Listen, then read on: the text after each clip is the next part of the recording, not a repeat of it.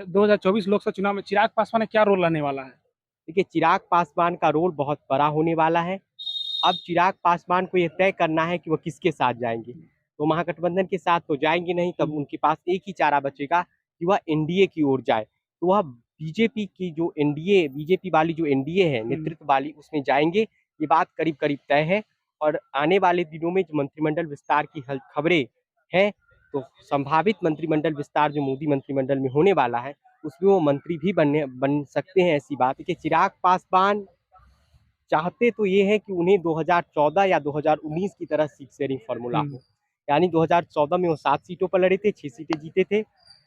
2019 में वो 6 सीटों पर लड़े, 6 के 6 लोकसभा सीट जीते। इसमें हाजीपुर से पशुपति पारस जीते, समस्तीपुर से प्रिंस पासवान जीते, खुद जमुई से चुनाव जीत कर आए, नवादा से चंदन सिंह जीत कर आए, खगड़िया से मोहम्मद महबूब अली कैसर जीत के आए और वैशाली से बीना देवी जीत के आए। ये अलग बात है कि बाद में उनकी पार्टी टूट गई। चाचा के पशुपति पारस अलग हो गए, उनसे एक नई पार्टी बन गई। और एक सीट राज्यसभा की गई थी से रामविलास पासवान राज्यसभा से गए थे, जिन पर फिलहाल सुशील कुमार मोदी सांसद हैं, उनके निधन के बाद जब उपचुनाव हुआ था। तो चिराग पासवान ये चाहते हैं कि कम से कम 6 लोकसभा की सीट और 1 राज्यसभा की सीट उन्हें मिलनी चाहिए। एक एमएलसी की भी सीट की चाहत वो रखते हैं, ऐसी खबरें हैं। तो देखते हैं कि बीजेपी उन्हें किन शर्तों पर लेगी। हालांकि ये बात तय है कि बीजेपी में चिराग पासवान सबसे बड़े पार्टनर होंगे बिहार में। नमस्कार, स्वागत है जन नेटवर्क और लाइव पब्लिक में। आज बात कर रहे हैं 2024 लोकसभा चुनाव की। 2024 की लोकसभा चुनाव की बहुत ही कम ही समय बची हुई है। इस चर्चा को लेकर हम हमारे साथ अभी मौजूद हैं राजनीति के अच्छे विशेषज्ञ अमित कुमार जी। उनसे बातचीत करेंगे और जानने का प्रयास करेंगे कि 2024 लोकसभा चुनाव में महागठबंधन और बीजेपी का क्या रोल रहने जा रहा है, इस पे चर्चा करते। सबसे पहले स्वागत है आपका। बहुत बहुत धन्यवाद आपका। चलिए, आज बात कर रहे हैं 2024 की लोकसभा चुनाव की। इस पर आपकी क्या राय है? ये 2024 के लोकसभा चुनाव को लेकर सभी राजनीतिक दल अपनी अपनी सियासी बिछाद बिछाने में जुट गए हैं। हमने देखा था पिछले महीने की 23 तारीख को विपक्षी पार्टी के सभी बड़े चेहरे पटना आए थे। और इसके बाद 2 दिन पहले लखीसराय मुंगेर के इलाके में अमित शाह जी आए थे, जो देश के गृह मंत्री, और उन्होंने लखीसराय से हुंकार भरा था कि हम 40 की 40 सीटें बिहार में जीतेंगे। 10 महीने महागठबंधन की सरकार को बने बिहार में हुआ है और उसके बाद से उनका 5वां दौरा बिहार में है। यानी बीजेपी की भी कोशिश है कि वह बिहार से ज़्यादा सीटें जीते। पिछली बार एनडीए ने 39 सीट जीता था, इस बार महागठबंधन को 1 सीट मिली थी, जबकि इस बार हालात बदल गए हैं। नीतीश कुमार महागठबंधन की ओर आ गए हैं, एनडीए छोड़ के। तो इस बार की चुनावी लड़ाई जो है बिहार में, वो वाकई दिलचस्प होने वाला है। अच्छा, 2024 लोकसभा चुनाव में चिराग पासवान का क्या रोल रहने वाला है? देखिए, चिराग पासवान का रोल बहुत बड़ा होने वाला है। अब चिराग पासवान को ये तय करना है कि वो किसके साथ जाएंगे। तो महागठबंधन के साथ तो जाएंगे नहीं, तब उनके पास एक ही चारा बचेगा कि वह एनडीए की ओर जाए। तो वह बीजेपी वाली जो एनडीए है नेतृत्व वाली, उसमें जाएंगे। ये बात करीब करीब तय है।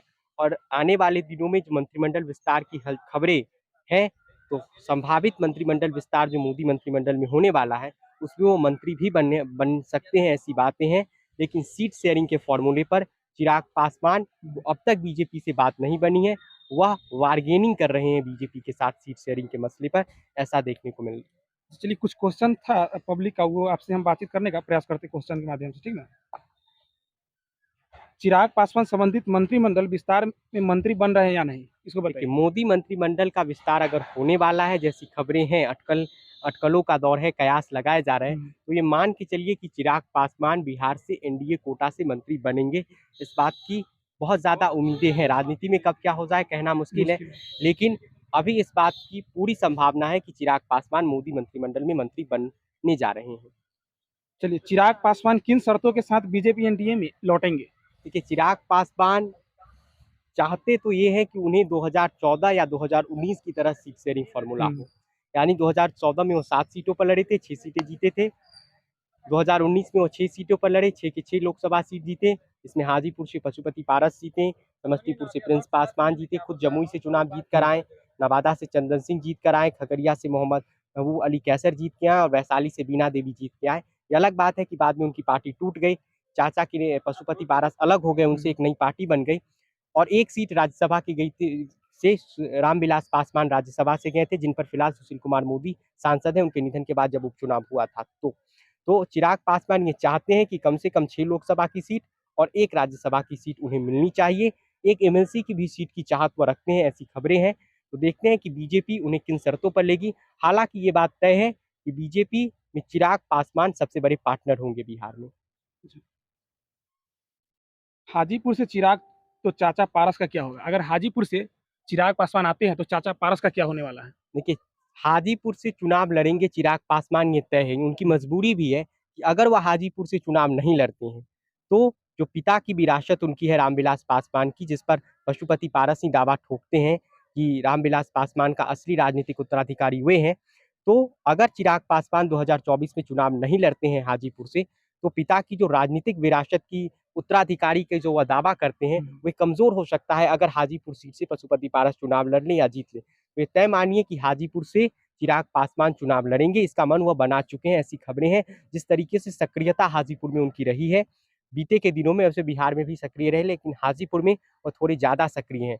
तो पशुपति पारस को बीजेपी कैसे मनाएगी ये देखना दिलचस्प होगा। वैसे पशुपति पारस के 5 सांसद हैं, उनमें से पशुपति पारस और प्रिंस पासवान पर ही बीजेपी फैसला करेगी, क्योंकि बाकियों को लेकर वो पशुपति पारस के साथ चर्चा करने के मूड में है नहीं।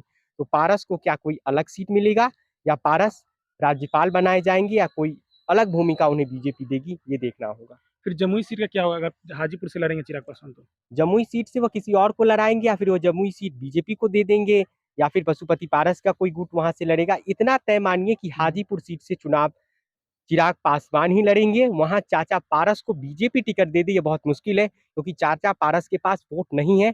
जो भी वोट है वह चिराग पासवान के पास है। सांसद बन के मंत्री बन जाना अलग बात है, लेकिन वोट होना ये अलग बात है। चिराग पासवान की सभाओं में अच्छी खासी भीड़ उमड़ती है और उसमें सिर्फ उनके जाति के लोग नहीं, उसमें हर जाति के लोग आते हैं। युवाओं का क्रेज रहता है चिराग पासवान के प्रति। तो बीजेपी भी जानती है कि चिराग पासवान के पास एक अच्छा खासा वोट है बिहार में। अच्छा, उपेंद्र कुशवाहा अगर एनडीए के साथ मिलते हैं तो लोकसभा चुनाव लड़ेंगे तो उनको कितने सीटों की समझौता होगी? देखिए, उपेंद्र कुशवाहा एनडीए में शामिल होने वाले हैं, ये बात लगभग तय है, डील हो चुका है। कम से कम 3 से 4 सीटें उपेंद्र कुशवाहा को मिलेगी। खुद काराकाट से चुनाव लड़ रहे हैं। और इधर रामेश्वर महतो जो जेडीयू के एमएलसी है, जिन्होंने पिछले दिनों जेडीयू के स्टेट प्रेसिडेंट उमेश कुशवाहा के खिलाफ कुछ बोला था, तो क्या ये बात के कयास लग रहे हैं कि रामेश्वर महतो उपेंद्र कुशवाहा की पार्टी में जाएंगे? तो वैसे काराकाट से वो चुनाव लड़ रहे हैं। सीतामढ़ी हो, वाल्मीकि नगर हो, सुपौल हो या जहानाबाद की सीट हो, इन सीटों में से किसी 2 सीट उन्हें और मिलेगा। 3 सीटें कम से कम लोकसभा की उपेंद्र कुशवाहा को मिलने वाली है। अच्छा बताइए, मांझी जी को कितनी सीट मिलने वाली है? देखिए, मांझी जी को महागठबंधन में रहते तो गया सीट मिलता, और अगर वह एनडीए में भी गए हैं तो 1 से ज्यादा सीटें मिल जाए इसमें मुश्किल है, क्योंकि हिंदुस्तानी अवाम मोर्चा के पास उस स्तर का वोट बैंक नहीं है, वोट नहीं है, इस तरह के वोटर्स उनके नहीं है। खुद जीतन राम मांझी गया से चुनाव लड़ते हैं और जदयू के विजय कुमार मांझी से 2019 में बुरी तरह हार जाते हैं। तो ये जीतन राम मांझी के बेटे संतोष सुमन गया से चुनाव लड़ेंगे लोकसभा का, ये भी तय है। तो गया सीट तो उन्हें मिलने वाला है, क्योंकि संतोष सुमन का जो एमएलसी वाला कार्यकाल है वह अगले साल अप्रैल में खत्म हो रहा है। 1 सीट के अलावा भी उन्हें कुछ सीटें मिल जाए ये बहुत मुश्किल है। बीजेपी शायद ही उन्हें कोई सीट दे।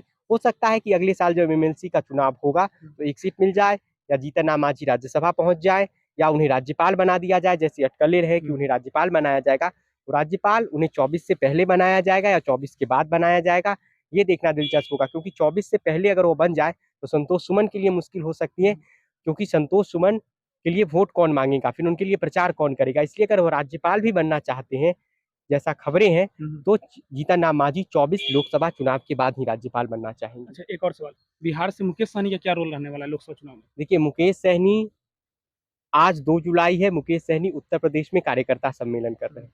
मुकेश सहनी लगातार एनडीए हो या यूपीए हो, उन्हें अपनी सियासी ताकत का वह पहचान कोशिश कर रहे हैं। सियासी ताकत जो है वह दिखाने का प्रयास कर रहे हैं। 2019 वाले मुकेश सहनी 2023-24 में नहीं है। मुकेश सहनी बदल गए। 2020 का चुनाव वो विधानसभा का हार गए थे, खगड़िया से खुद लोकसभा का चुनाव हार गए थे। लेकिन इस बार चिराग पासवान के पास ताकत है, वह उन्होंने खुद के लिए मेहनत किया है। उत्तर प्रदेश में भी वो काफी सक्रिय हैं, झारखंड में भी वो सक्रिय है। तो वो जिन भी दलों के साथ गठबंधन की बातचीत कर रहे हैं, उनका शर्त यह है कि झारखंड और यूपी में भी कुछ सीटें उन्हें चाहिए, और बिहार में तो चाहिए ही चाहिए।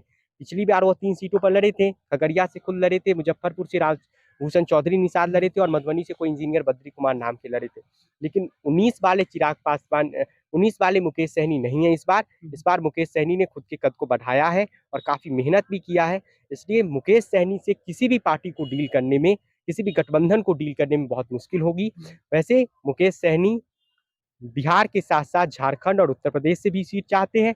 हालांकि ये बात है कि वह इन दिनों बीजेपी के टच में है, वह एनडीए में शामिल हो सकते हैं, लेकिन क्या बीजेपी फिर उन्हें उत्तर प्रदेश की सीट देगी, फिर क्या बीजेपी उन्हें झारखंड का सीट देने की देगी, क्योंकि झारखंड में बीजेपी की एक पार्टनर है आजसू, जो कभी पार्टनर हुआ करती थी बीजेपी की। तो क्या आजसू बीजेपी के साथ 2024 से पहले आते हैं तो आजसू की जो सीटें होंगी उनमें से कोई सीट मुकेश सहनी को मिलेगा, ये कह पाना मुश्किल है। इसलिए मुकेश सहनी किसके साथ जाएंगे अभी कहना मुश्किल है, क्योंकि मुकेश सहनी की मांग बिहार के अलावा उत्तर प्रदेश और झारखंड को लेकर भी। चलिए बहुत बहुत धन्यवाद। आप देख रहे थे जन नेटवर्क लाइव पब्लिक। हमने आपको 2024 में होने वाली लोकसभा चुनाव के बारे में विश्लेषण करके, मेरे साथ अमित जी थे, उनके साथ मैंने विश्लेषण करके आपको बताया है। वीडियो को अंत तक देखने के लिए आप सभी तमाम दर्शकों का आभार, शुक्रिया, धन्यवाद।